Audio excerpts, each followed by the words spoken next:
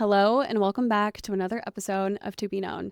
If you're new here, my name is Makayla Morman, and I am your go-to girl when it comes to anything personal development related in your 20s. I quite literally am obsessed with this stuff. I work full time, I'm a master's student, I'm the host of this podcast, and I have other creative projects going on behind the scenes. And I'm just obsessed with this idea of trying to better myself day in and day out. And I want to share with you the tools and lessons that I have learned, because I believe that when we fully and truly know and understand ourselves, that's when we are able to then go out in the world and invite others to know us as well. Because at the end of the day, all we really want in this life is to feel connected to ourselves and our lives, and to feel connected to those around us. I think that having self-love and understanding ourselves so that we could then go out into the world and invite more of that in our lives is essential. We are going to be focusing on some of the habits that you can let go of in order for you to live that fuller, better version of your life. There's a lot of things that can hold us down in this life from reaching our full potential. So we're going to talk about the 10 bad habits or things that you do that you need to let go of before this year comes to a close so that you can grow and change and evolve next year in 2026. I'm going to go hard straight out of the gate, but the first thing that you need to let go of is taking things personally. I personally am someone who is a little sensitive, a little anxious. And what I have learned as I've lived the 25 years of my life is that not everything is about me. Chances are when someone makes a snap comment, when someone is a little frustrated around you and you feel like it's directed towards you, whatever it may be, it's not about you. So stop taking things personally. This can be a lot easier said than done. Trust me, I know. I just personally feel like you need to learn to not take things so personally in this life. And it's something that I have tried to get better at every single day, especially as a more sensitive and anxious person. I think it's really easy to just really center in on yourself as a person and think that people might be out to get you, or think that you are unworthy and that other people are seeing it, and that's why you are taking things personally. But let me tell you, get rid of it. Let it go. Learn to not take things so personally. There's a reason why we do this, which I want to get into before we move on to the next one. And that's because of insecurity or just genuine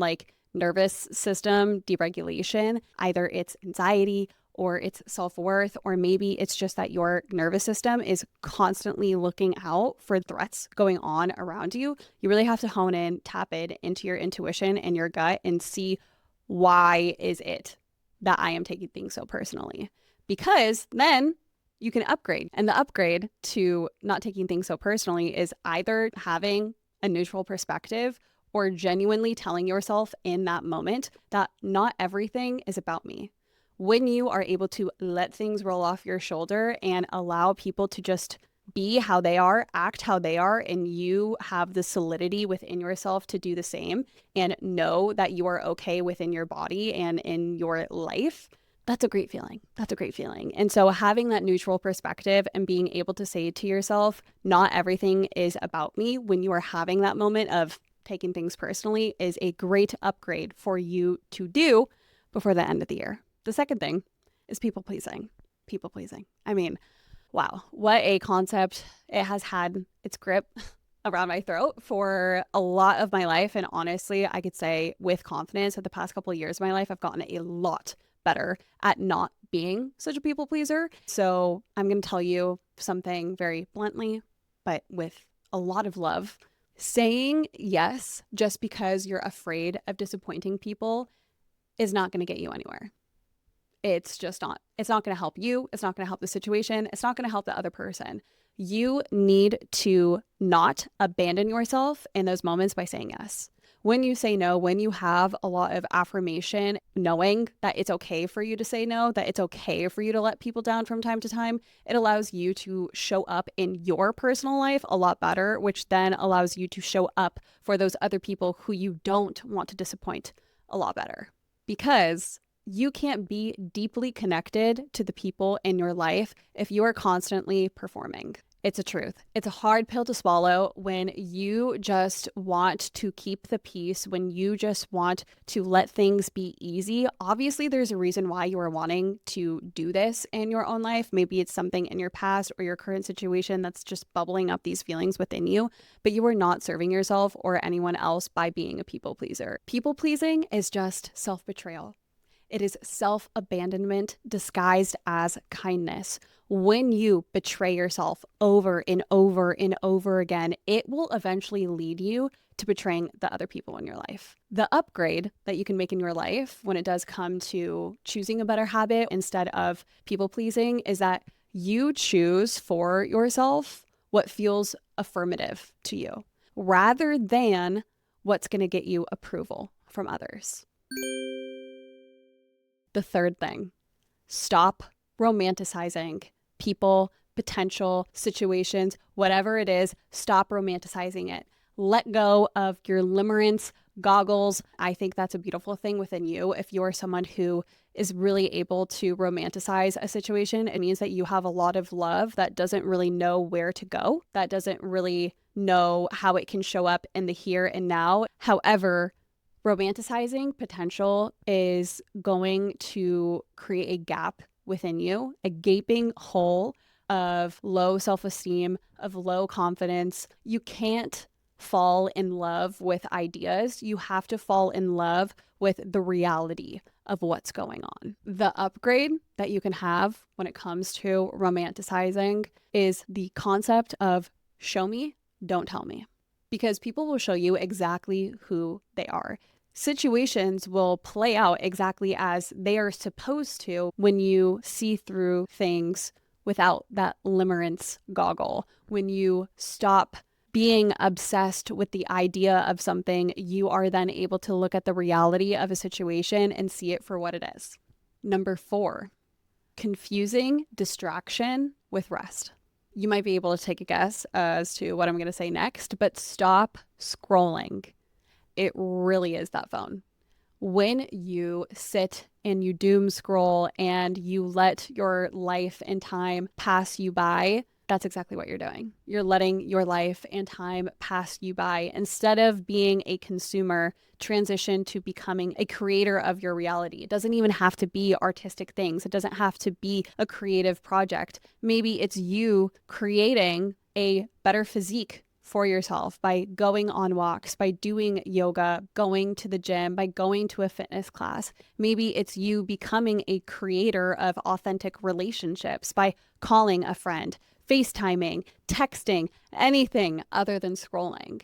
You can be a creator in so many different aspects of your life. Creativity doesn't have to just be, painting or podcasting or being a content creator. That doesn't have to be what creating always is. You create your reality. Stop confusing distraction with rest.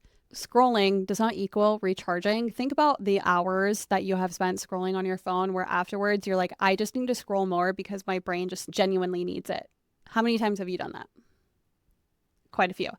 So when you decide on what you're going to upgrade this bad habit to, be intentional about what your interests are, what your life is actually like, because intentional rest does not equal numbing. It means that you are doing something with a purpose, such as putting on a face mask, taking that shower, putting the dishes away while listening to music. Create your life. Find a new way to rest and recharge that actually serves you rather than just being taken over by your phone or computer or TV or whatever. Number 5, over-identifying with your emotions. Boy, oh boy. This one is a little bit of a doozy. Personally, for me, in my own life, this is something where I really have to train myself day in and day out that my emotions are not truth. They are just my reactions and the things that get brought up because of other external things that happen that shake my internal world. Emotions are not truth. They are not how you should identify a situation or yourself. Feelings are signals. They are not instructions on how you should handle a situation. You have the ability to acknowledge your emotion without obeying it. So let's say you're feeling guilty about something. You can either acknowledge the guilt or you can let it control you. What about shame, anger, joy? You can acknowledge these feelings, but not let it control you. Letting go of this habit of identifying with your emotions allows you to observe rather than absorb. And that's really the kicker here, is that you need to have a better grip on your reactions and your emotions before the end of the year closes so that you could step into 2026 with confidence. When it comes to over-identifying with your emotions, our emotions aren't always right. Our perspectives some of the times aren't always right. However, when you see that you are reacting in a very big way or reacting very quickly to something with emotion, that should cause you to ask yourself a question of, why is it that I'm feeling this so suddenly and so strongly? And what does it actually mean? It's this idea of observing rather than absorbing. When we are able to do that, we are then able to take control of our lives rather than letting our emotions control us. And that is what I want you to truly have stepping into this next year. Number 6, choosing comfort over growth. This is a habit that you truly need to let go of if you want any change or development to happen in your life. It is scary to grow. We change, we develop as people, and it can be scary. It can be daunting because you can lose a lot of things by choosing yourself through growth. You can see that what you have in life right now, the ways in which you are comfortable, are actually not serving you anymore, and that you need to have change when you do decide to grow. And that is a terrifying thing. Comfort, in my opinion, is not always peace. I think that there's 2 types of comfort that we can have in this life. Comfort being settling, and comfort being actually being in a genuinely good place in our life and letting that be what it is. I feel like when you see that you've just gotten comfortable in a situation that you want to change, but you just don't know how to change, it's like you have a sense of comfort within this thing, but it also brings you a sense of discomfort because you know it's not good for you anymore, but it's so easy to just remain there. That's the type of comfort that I'm talking about right now. Not the type of comfort that you can have in your life where you're just like, wow, I'm actually genuinely at a good place and I feel very comfortable here. 2 different types of comfort that I'm talking about.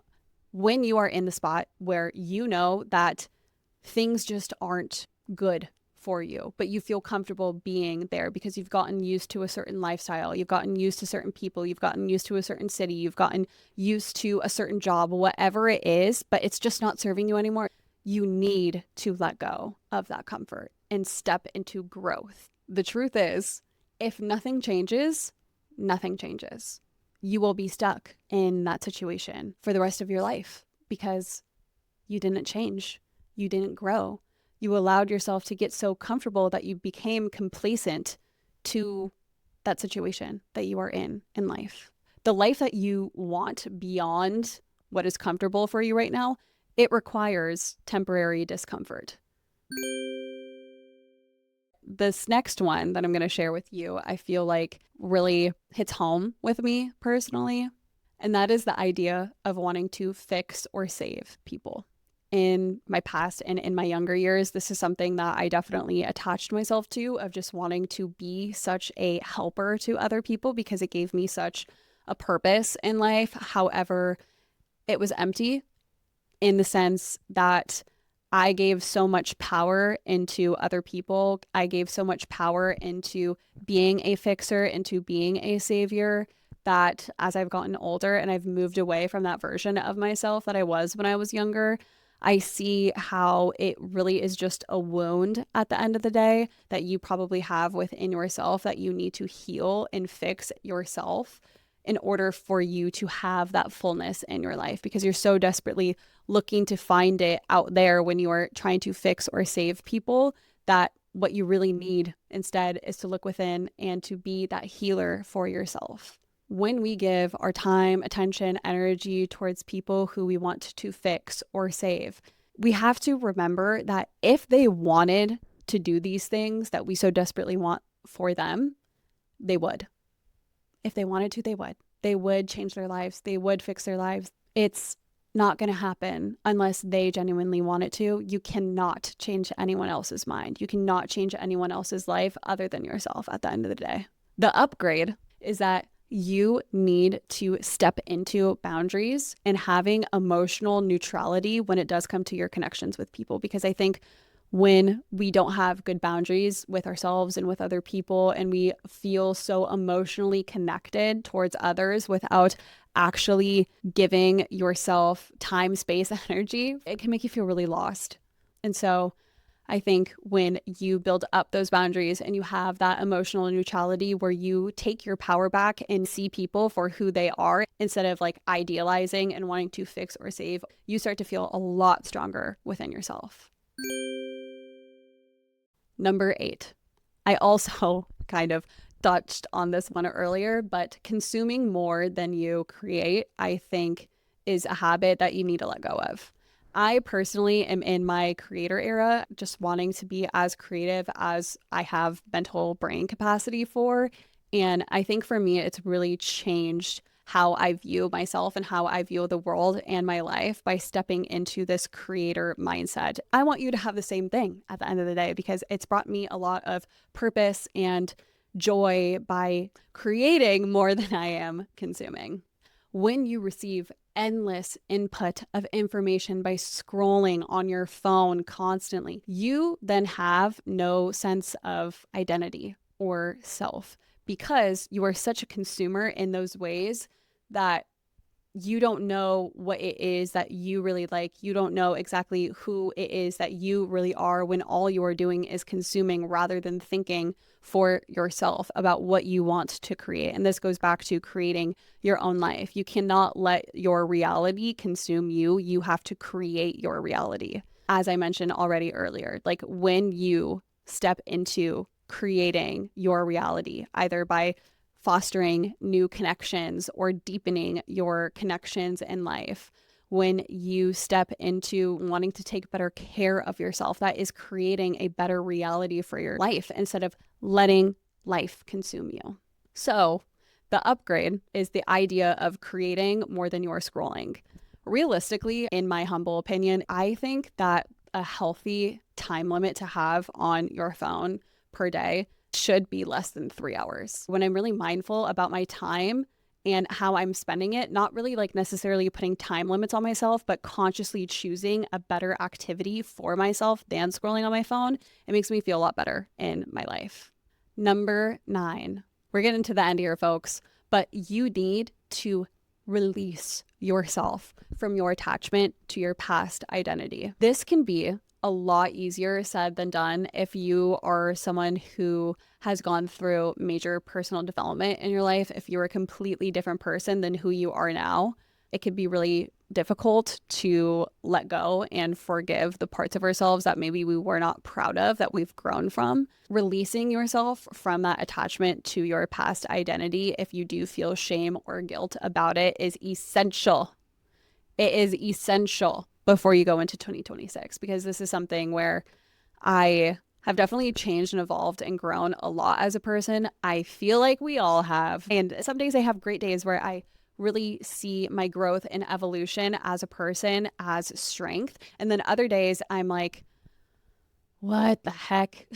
Like, who was I? Because I do not know who that was. We all go through those days and phases and moments in our lives. But if you have outgrown past versions of yourself that you are not proud of, that you feel ashamed about, I want you to leave those in the past and step into this version of yourself for who you are right now, because that is what is important. The people in your life right now see you as who you are right now.